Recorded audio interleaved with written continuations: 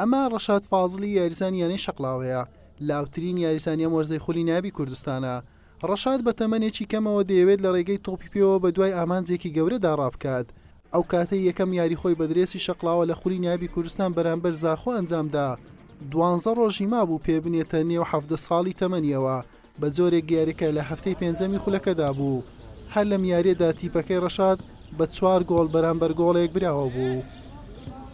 سەرەتا بەنای خودای گەورە میرهەبان بە خێراتنی تەلەڤیزیۆنی پێیان دەکەن بەخێربێن سەرچاوە کە بۆ شای شەقڵاوە منیش وەکو لاوترین یاریزانی خولی نایبی کوردستان کە ئەم ساڵ لەگەڵ یانەی وەرزشی شەقڵاوە بەشداری لە خوڵەکانی کوردستانم کردووە. ئەوەش بۆم دەستکەوتێکە کە دەستکەوتێکی ژیانە بۆ ئەوەی بتوانم لە شوێنەکانی کوردستانەوە خۆم دەربخەم. ئەوە بۆ من ئێستا دەستەی ئیداری و ڕاهێنەر و دەستەی ڕاهێنەرایەتی و ئەوە چەندین یاریزانەکان پشتگیری منیان کردووە بۆ ئەوەی بچووکترین یاریزانی یانەکەمە و پشتگیریەکی تەواویان کردومە.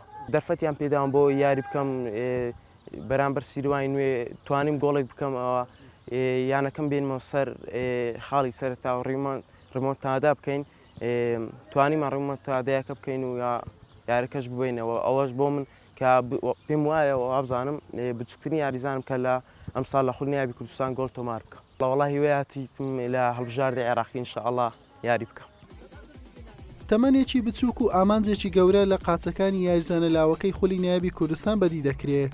ڕەشاد توانی بە کەمتر لە یەک وەرز خاڵی دەستپێکی ئامانجەکەی لەگەڵ یانەی شەقڵاوە بنووسێتەوە کە لە وەرزی دووەمی یاریکردنی خۆیدا لە تیپی لاوان یانەکەی سەرخرا بۆ تیپی یەکەم. بسم الله الرحمن الرحیم. عرض ادب و احترام خدمت شما بینندگان عزیز از اینکه زحمت کشین تشریف آوردین. ممنونم. در مورد بازیکن جوان آقای رشاد که امسال پدیده ڕەشاد لاوترین یاریزانی خولەکەیە. دیاردەیەکە من خۆم عاشقی ئەوەم کەوا یاریزانە لاوەکان بێنمە نێو گۆڕەپانەکە و بێن یاری بکەن. پێش ڕەشاد سانی بوو، سانی 17 بۆ 18 ساڵی بوو. من خۆم کردمە دیاردە لەگەڵ یانەکەمە. کاک عوسمان سەرۆکی یانە خۆم قسەم کردووە ئینشاءڵڵا ساڵانی داهاتوو 5 بۆ 6 گەنجی 15-16 ساڵان بێنینە نێو تیپەکەمانەوە بۆ ئەوەی پێش بکەوێت و بەرەو پێش بچێت. شەقڵاوە پێویستی پێیەتی. تا ئێستا شەقڵاوە لە پلەیەک و پلە دوو بووە، یاریزانە لاوەکان دەرنەکەوتون. سوپاس بۆ خوا ئەم ساڵ بارودۆخمان بە شێوەیەک بوو زۆر بە ئاسوودەیی توانیمان لە خولەکە بمێنینەوە، توانیمان لە لاوەکان سوود وەرگرین. لەبارەی ڕەشاتی شەوە لە یاری سیروانی نوێ کەم سوودم لێ وەرگرت، نزیکەی 20 خولەکێک. بەڵام پێم وابوو دەبێت زیاتر دەرفەتی پێ بدەم بۆ ئەوەی بتوانێت خۆی دەرخات و خۆی نمایش بکات. لەبەر ئەوەی لە ڕاهێنانەکان زۆر بەباشی خۆی دەردەخات و خۆی ماندوو دەکات. سوپاس بۆ خوا کەوا لە یاری سیروانی نوێ سەری بەرز کردین و شەرمەزاری نەکردین و هەم گۆڵی کرد. ئەلحەمدولیلا زۆر باشە. سوپاسی خوا دەکەم کە گەنج و لاوێکی وا لە نێو ئەم شارۆچکەیە هەن.